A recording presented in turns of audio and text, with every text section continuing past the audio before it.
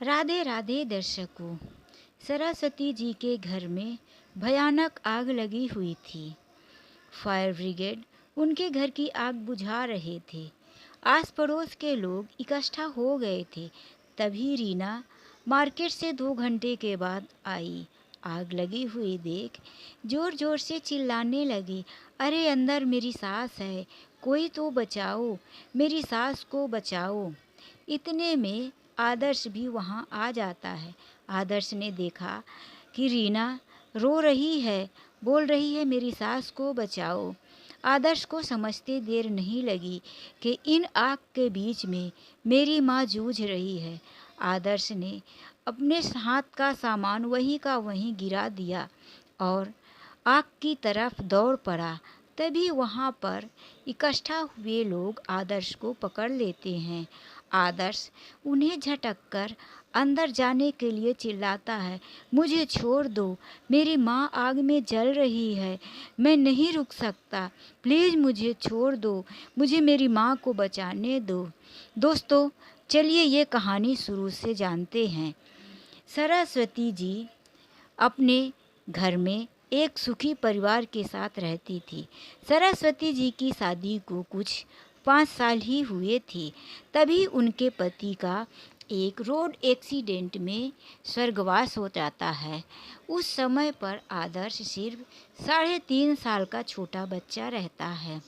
सरस्वती जी के विधवा हो जाने पर उनके माता पिता बहुत जोर देते हैं कि सरस्वती तुम दूसरी शादी कर लो, अभी तुम्हारी उम्र ही क्या हुई है। सरस्वती जी कहती हैं, नहीं, मैं कोई शादी नहीं करूँगी, मैं अपने बच्चे के लिए जीऊँगी और मैं अपने माता पिता के ऊपर भी बोझ नहीं बनूंगी। मैं अपने पति के घर में ही रहकर अपना जीवन गुजार दूंगी। सरस्वती जी एक पढ़ी लिखी औरत थी। उन्हें एक प्राइवेट स्कूल में नौकरी मिल जाती है। सरस्वती जी स्कूल में पढ़ाने भी जाती हैं। इसी के साथ साथ आस पड़ोस के बच्चों को ट्यूशन भी देना शुरू कर देती हैं।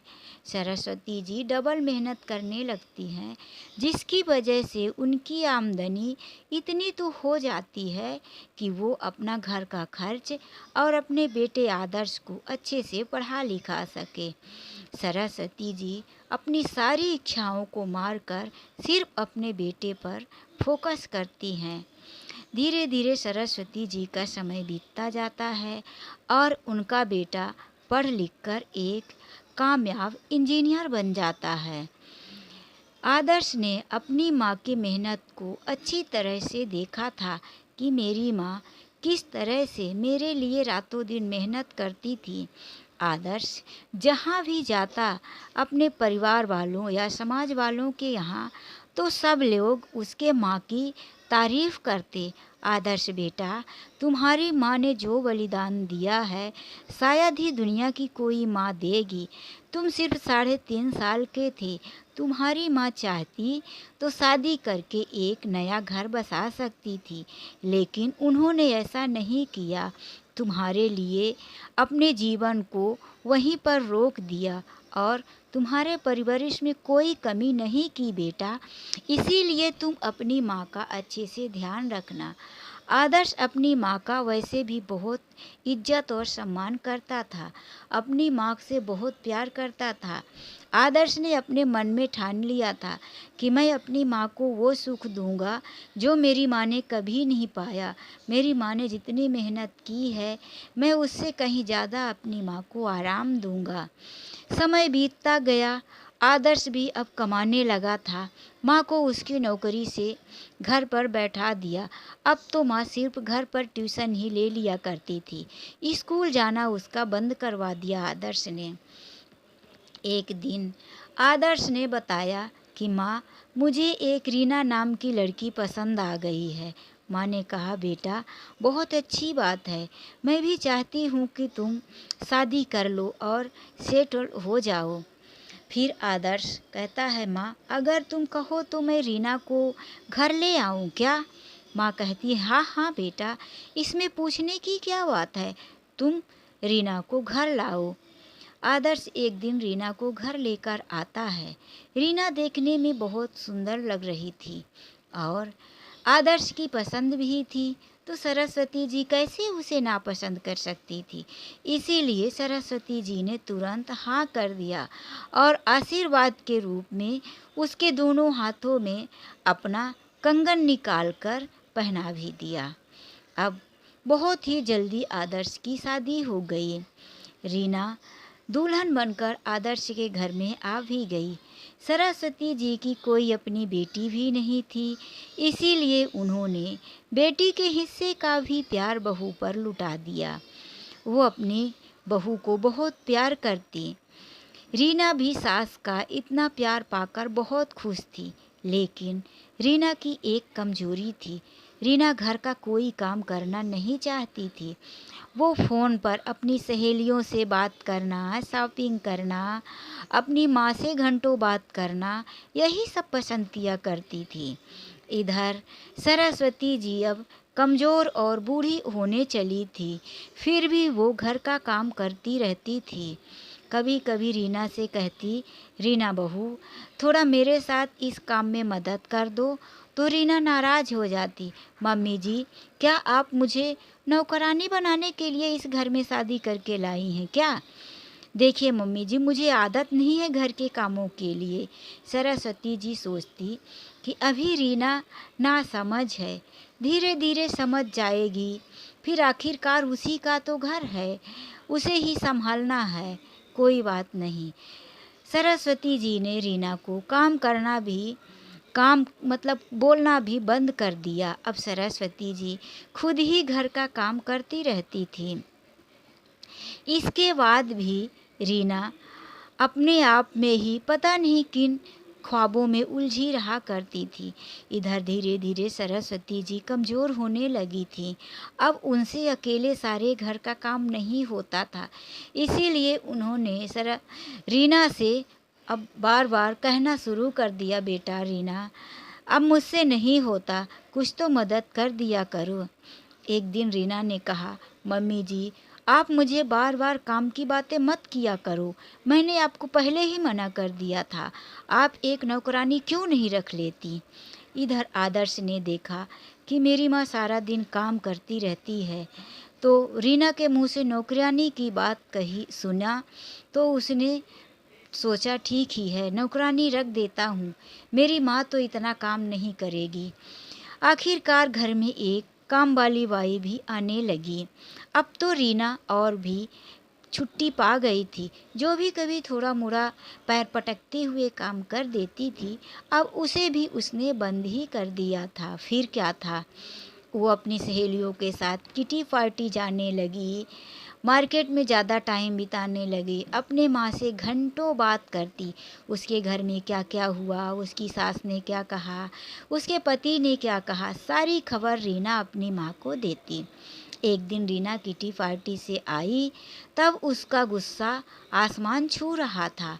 उसने आदर्श से आते ही कहा, आदर्श आज मेरी सहेलियों ने किटी पार्टी में अपनी ज्वेलरी का शो ऑफ किया, आखिर तुमने मुझे दिया ही क्या है, एक मामूली सा मंगलसूत्र और यही माँ के पुराने कड़े और पैर की एक पाजेब, इसके अलावा तुमने मुझे क्या दिया है।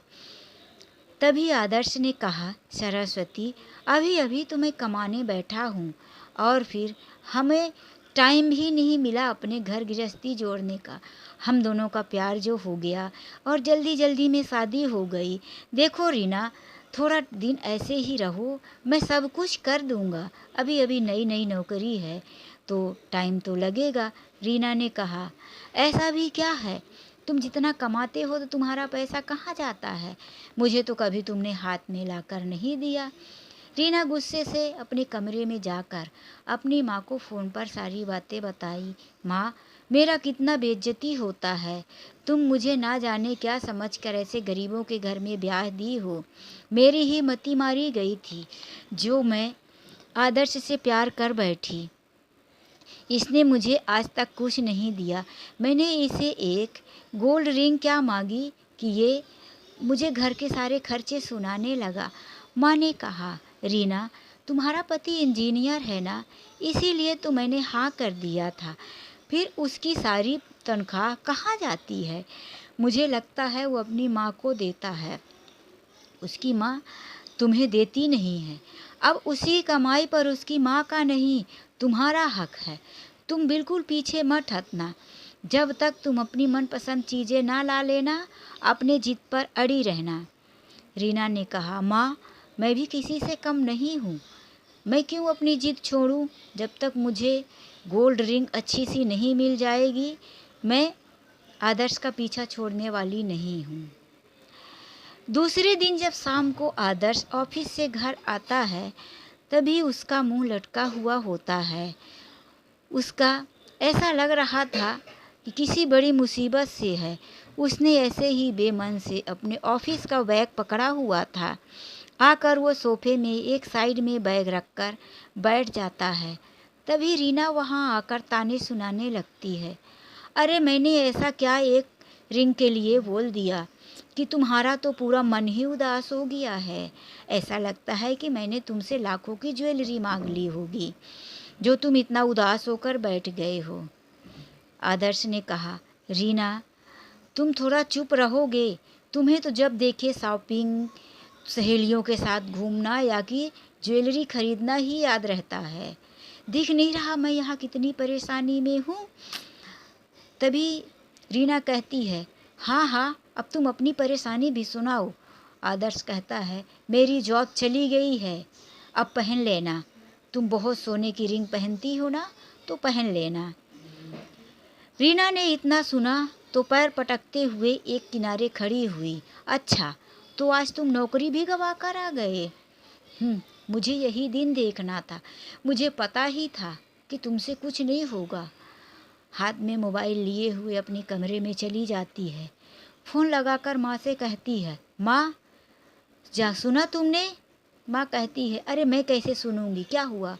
तुम्हारे दामाद की नौकरी भी चली गई। गोल्ड रिंग क्या? अब तो खाने के भी लाले पड़ेंगे। मेरी तो किस्मत फूट गई माँ। मैं सोचती थी कि एक इंजीनियर से मेरी शादी हो रही है। यही देखकर तो मैंने आदर्श से प्यार किया था कि इंजीनियर है। मुझे क्या पता कि घर से भिखारी है। माँ ने कहा, बेटी, गलती मेरी भी है। मैंने ठीक से पता नहीं लगाया। अब क्या करूं? तेरी तो किस्मत बिल्कुल ही फूट चुकी है। इधर आदर्श को उदास देखकर सरस्वती जी बेटे के पास आकर कहती हैं, क्या हुआ बेटा, बता, इतना उदास मत हो। आदर्श ने कहा, माँ, मुझे फंसाया गया है। माँ, मेरे ही केबिन में, मेरे काउंटर के दराज में पैसे रखवा कर बाबू ने आकर पैसे निकाला और कहा कि मैंने घोष लिया है। साथ साथ में एक व्यक्ति को भी लाया, उससे गवाही दिला दिया। उसने कहा, हाँ हाँ, मैंने आदर्श को पैसे दिए हैं। माँ, मैं ऐसा काम कभी नहीं कर सकता। सरस्वती जी ने कहा, हाँ बेटा, तुम कभी ऐसा काम नहीं कर सकते। मुझे तुम पर पूरा भरोसा है। और देख लेना, झूठ बोलने वालों को भगवान एक दिन ज़रूर सज़ा देगा और सच्चाई की जीत होगी। जाओ, तुम हाथ पैर धो लो, कपड़े चेंज कर लो। मैंने खाना बनाया है, तुम खाना खा लो।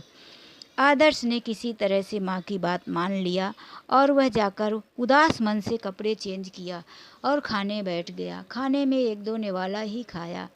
फिर दूसरे दिन सुबह से ही आदर्श दूसरी नौकरी ढूंढने के तलाश में लग गया।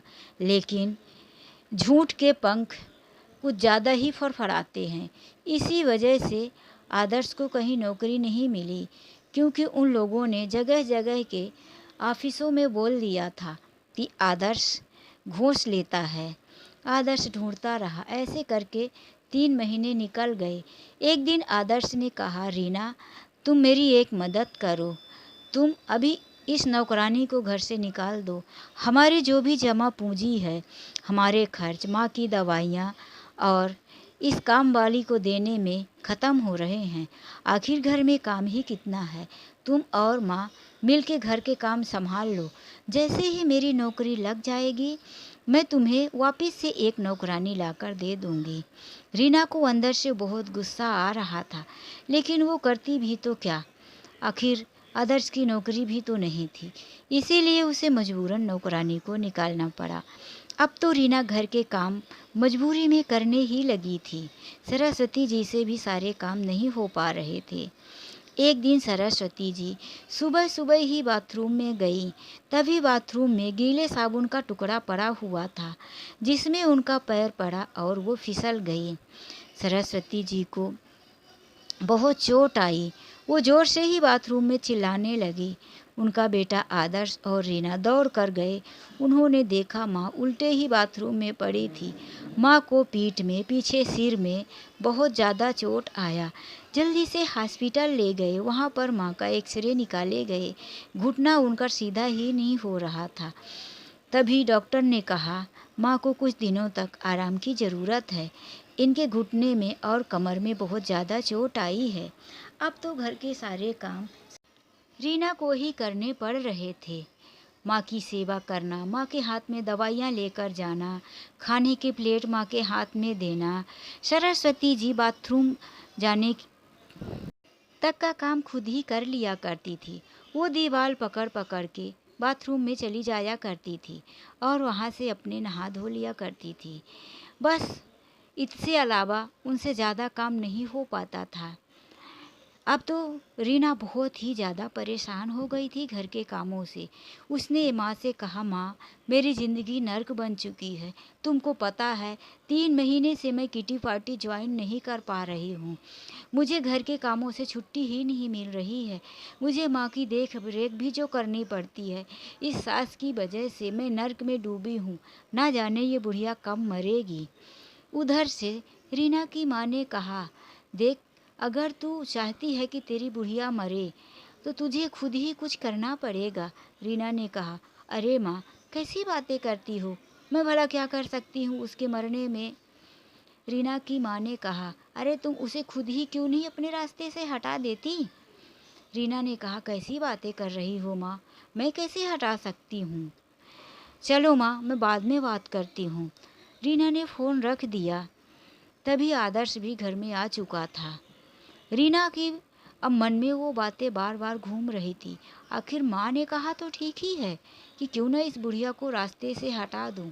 पता नहीं ये अपाहिज कब तक पड़ी रहेगी, कब तक मैं इसकी सेवा करूँगी। इसकी वजह से ना तो मैं मार्केट जा पाती हूँ, कुछ शॉपिंग कर पाती, ना ही मैं किटी पार्टी और ना ही अपना मेकअप फैशन, यहाँ तक कि मैं ब्यूटी पार्लर भी नहीं जा पा रही हूँ।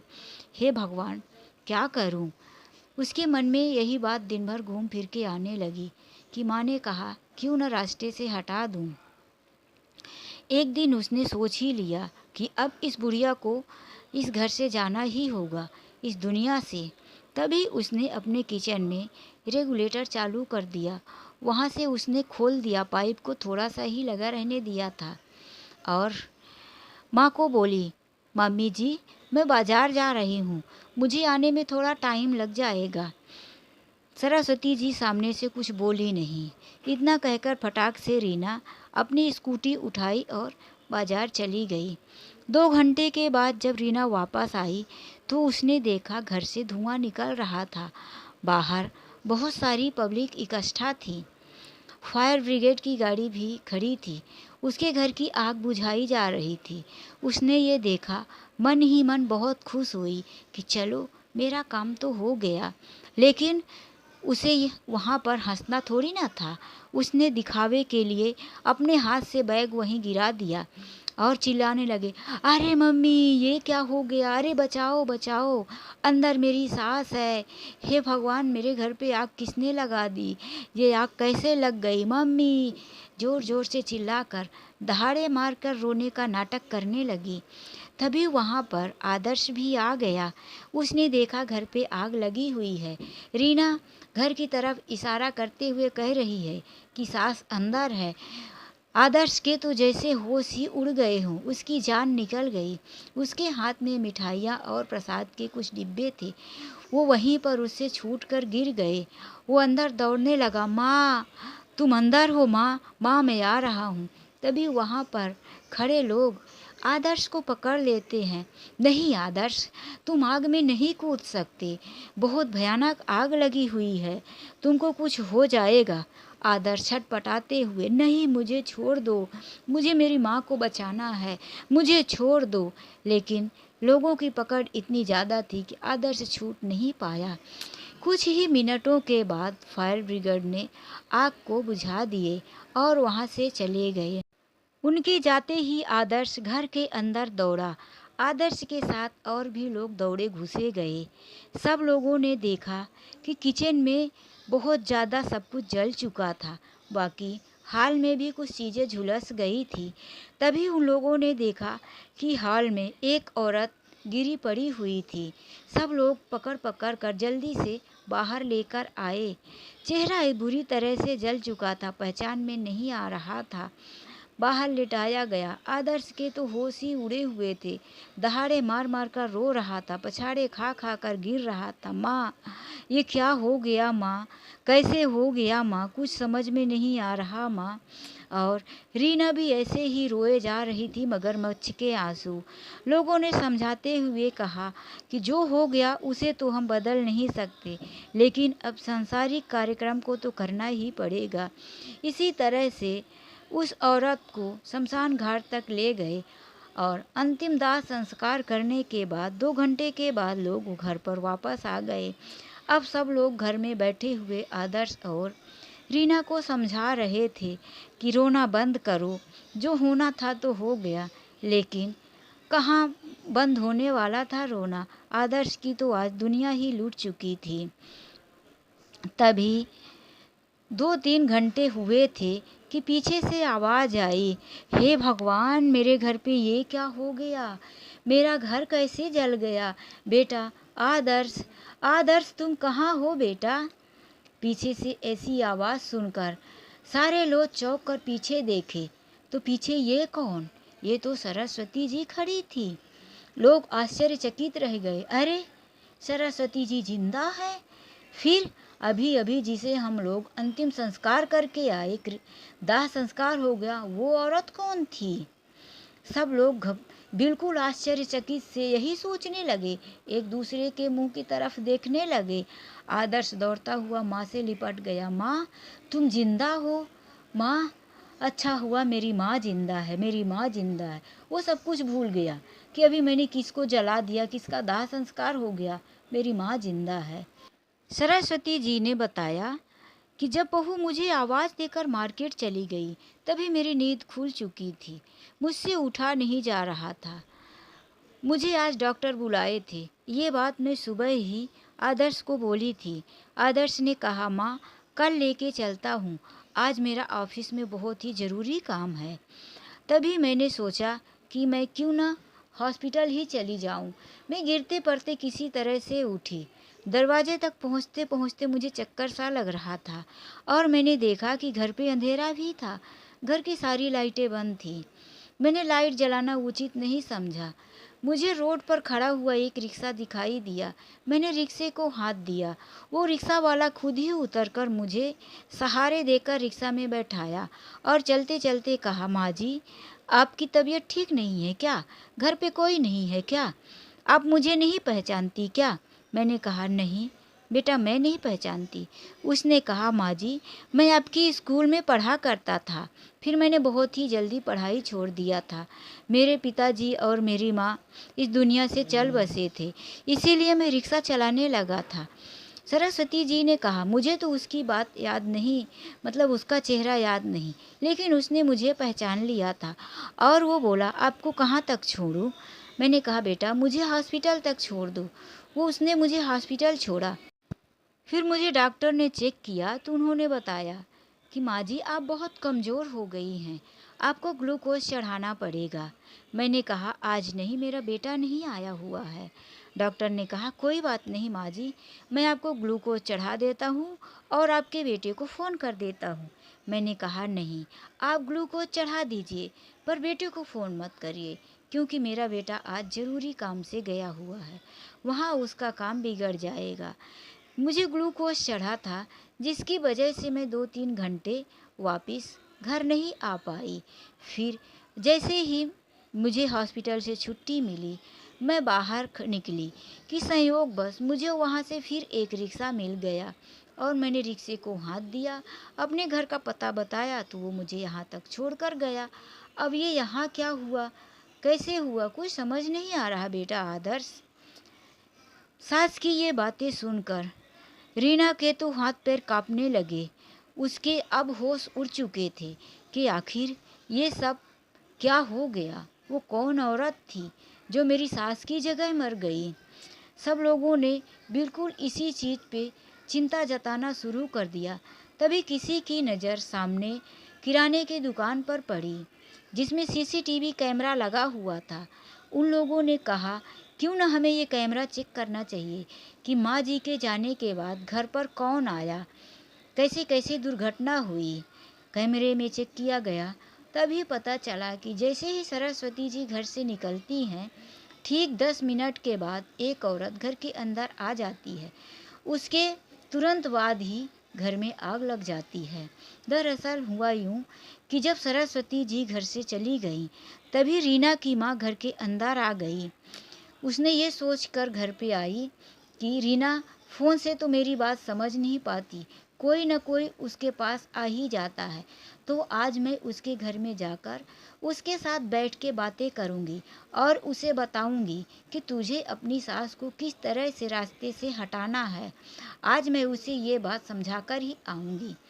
वो ये बात समझाती उससे पहले रीना ने खुद ही प्लान को अंजाम दे दिया था। लेकिन जैसे ही रीना के माँ कमरे के अंदर आई, उन्होंने देखा कि घर के अंदर कुछ स्मेल सी आ रही थी, गैस निकलने की बास आ रही थी। तभी उन्होंने लाइट का स्विच चालू किया और ज़ोरदार धमाका होकर आग लग गई।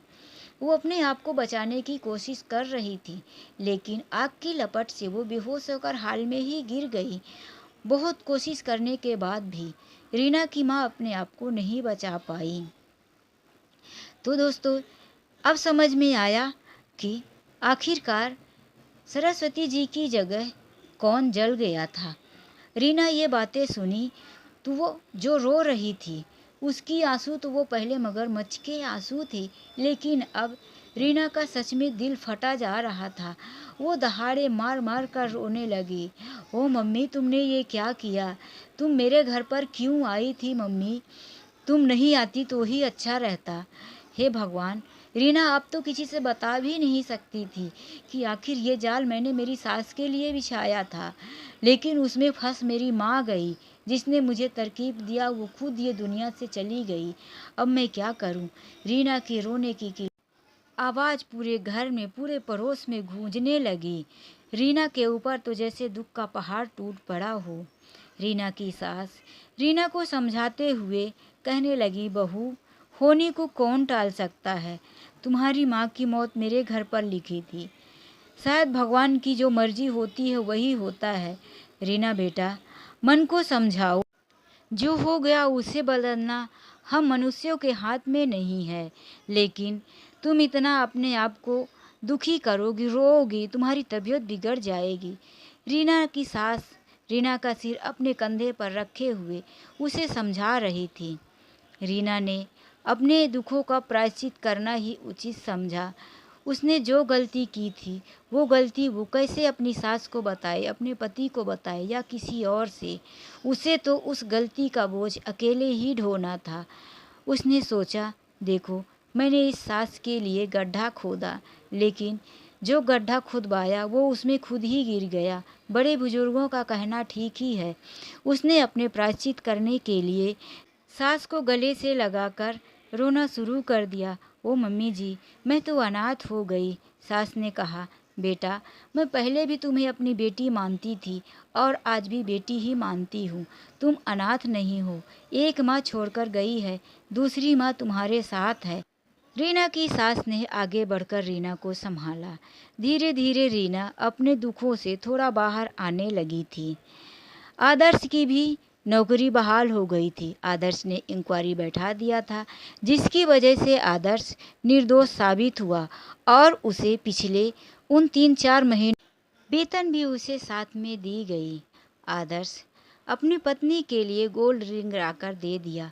साथ ही उसने अपने किए हुए वादे के हिसाब से एक नौकरानी भी रख दिया था, ताकि उसकी माँ को कोई काम ना करना पड़े और रीना को भी काम में मदद मिल जाए।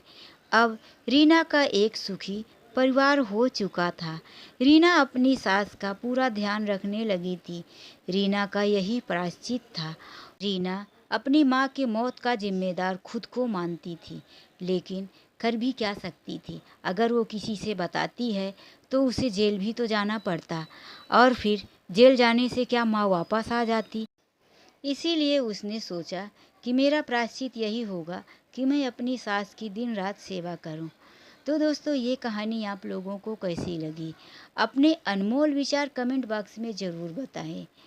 और वीडियो यदि थोड़ी सी भी अच्छी लगी हो तो वीडियो को लाइक करें, शेयर करें, और चैनल में यदि पहली बार आए हैं तो प्लीज़ मेरे चैनल को सब्सक्राइब करें।